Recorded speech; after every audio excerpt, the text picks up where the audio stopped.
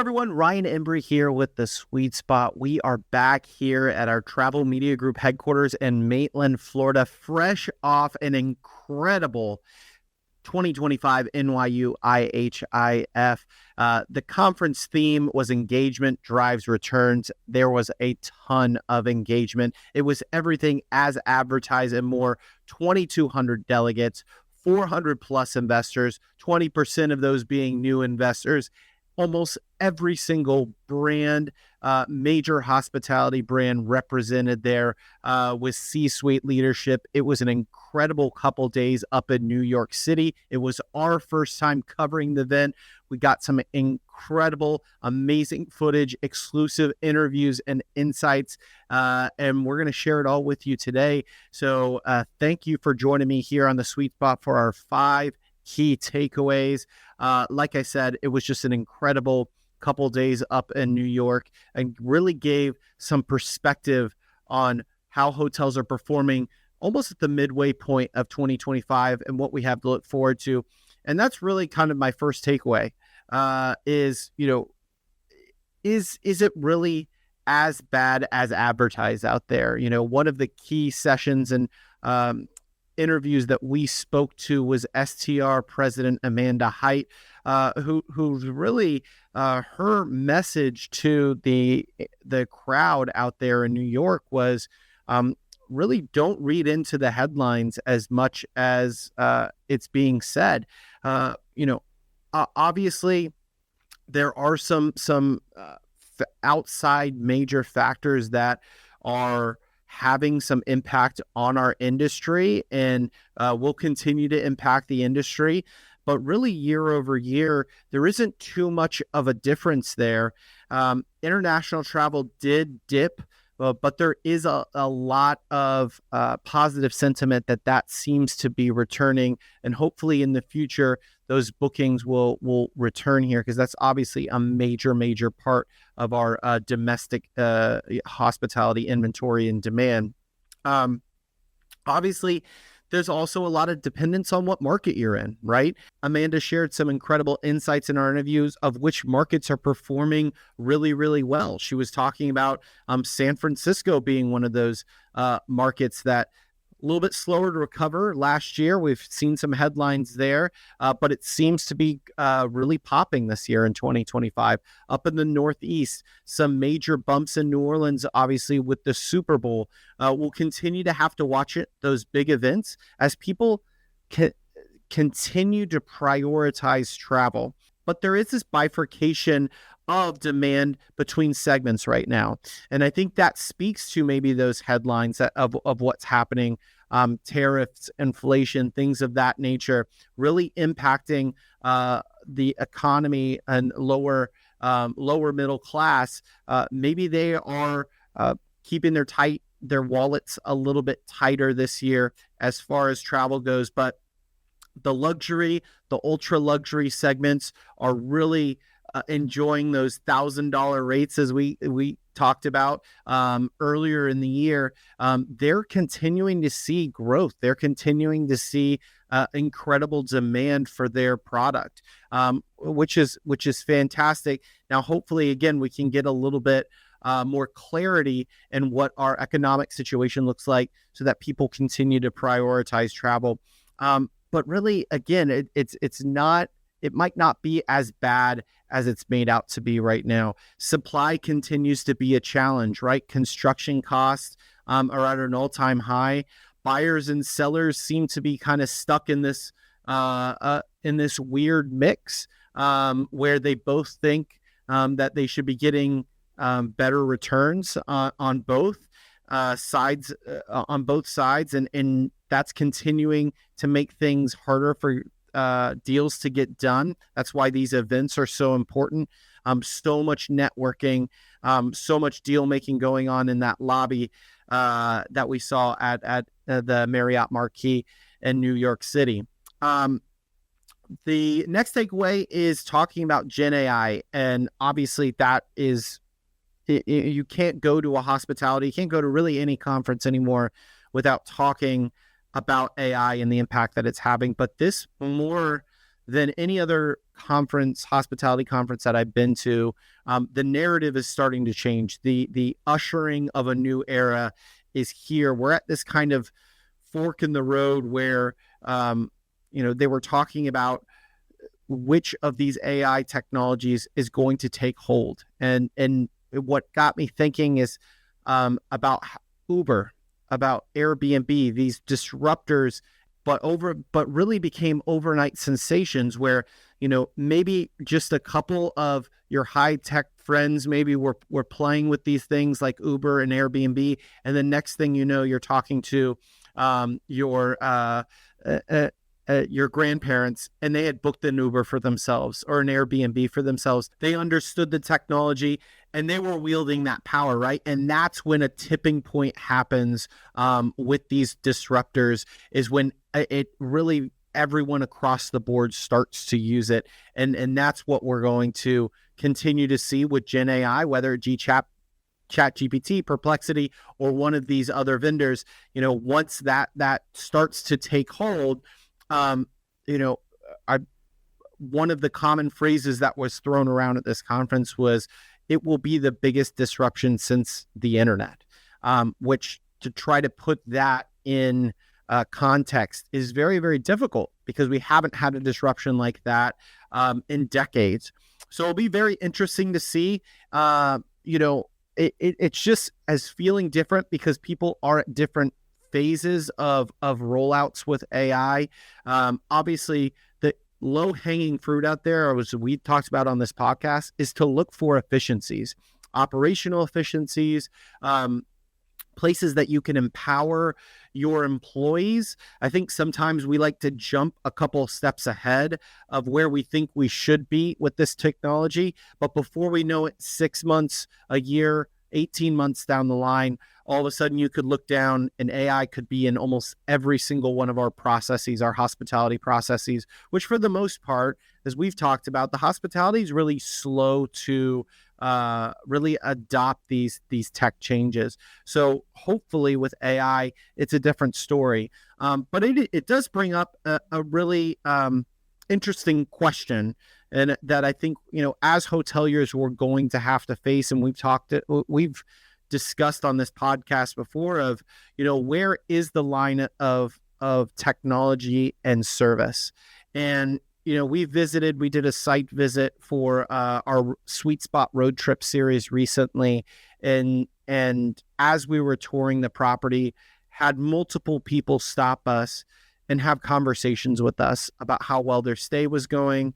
The GM of the property was with me, was following up with a situation that had happened with someone's car not starting, following up, making sure that guest was okay, they had everything that they needed.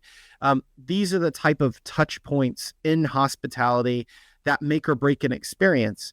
And when implementing technology, now all of a sudden that experience goes from very hands-on, high touch to could be cold, behind a phone, messaging not a real person, an AI agent.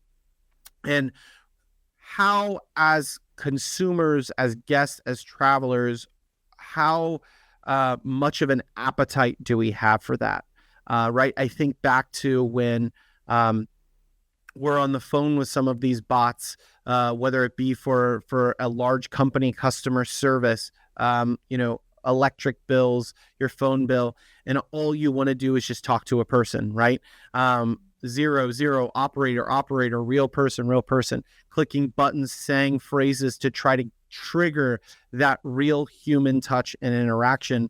And then at the same time, if you do go ahead and go through everything with a bot, finding a real person and have to explain everything over again. Again, there's going to be a level of appetite where we're, as consumers, as travelers, think, hey, this is really cool technology, and I understand this is a learning process, but where will that line be drawn, and where it has a negative impact? And I think that's something that we're going to have to battle here in the next couple of years as we implement more and more technology. And we're in this space where, think about the recent phenomenon, White Lotus, right? They visit this ultra luxury resort in Thailand, and what was one of the perks, one of the things, one of the aspects of this guest experience, this hotel experience that they offered to their guests was no technology, right? Zero cell phones. So we're at this fork in the road where is ultra luxury going to lean into? Is it going to lean into the high tech, AI, everything is personalized, personalization, or is it going to go the opposite way, where we are trying to further you, distance you from AI so that you can make connections, right? Whether it be with the staff, whether it be with the people that you're traveling with, whether it be with fellow travelers. So it's an interesting fork in the road, but it was certainly, Gen AI is making some noise out there. And I do not see it slowing down, and really am frankly interested in the conferences that we have leading up to see how this conversation evolves with brands, management companies, and individual hoteliers as well as travelers. I think another key takeaway is that travel is here to stay. I think a lot of hoteliers can take a lot of solace listening to this, knowing that travel is still a top discretionary spending priority across multiple countries. Booking.com shared some really great insight into this, is that when surveying people and what they want to use that extra or discretionary income on, near the top is always travel. And, there are things that we look at over these last couple of years, and that we'll continue to see the effects of, that have shaped because of what happened in 2020. And I think this is one of them. I think a lot of people had travel ripped away from them, and they had extra income, and they started spending on products and things and materialistic items, and it didn't give them the same fulfillment as traveling. And I think this younger generation is also really looking forward to experiences. They're seeing experiences on social media every single day. Before social media, before the internet, the place that you would hear about people's trips were at dinner parties, the weekends when you'd visit family, when you'd talk to your friends, and were able to do that. Now, anyone can be sitting behind their desk on a Tuesday morning at 9 a.m., scroll through their social media feed, and see these amazing, incredible places that people are visiting every single day, inspiring them to travel.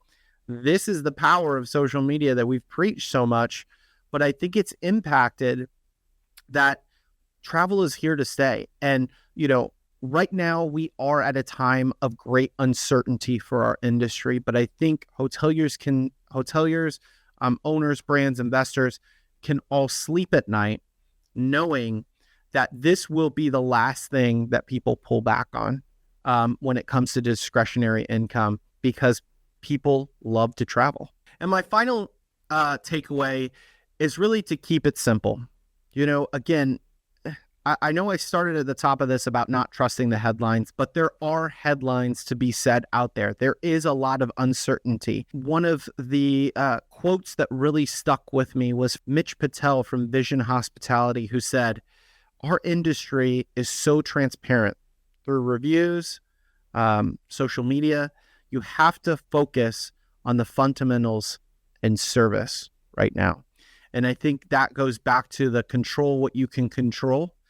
And it's really going to be hoteliers that in this time of uncertainty, put their heads down and focus solely on the guest. The booking window has shortened. Travelers are making quicker decisions because of that uncertainty about the future, right? What's my job going to look like in 6, 9 months, 18 months down the line? Maybe I'll get one more trip in before something happens, right? The booking window has shortened. We've seen that in the STR data.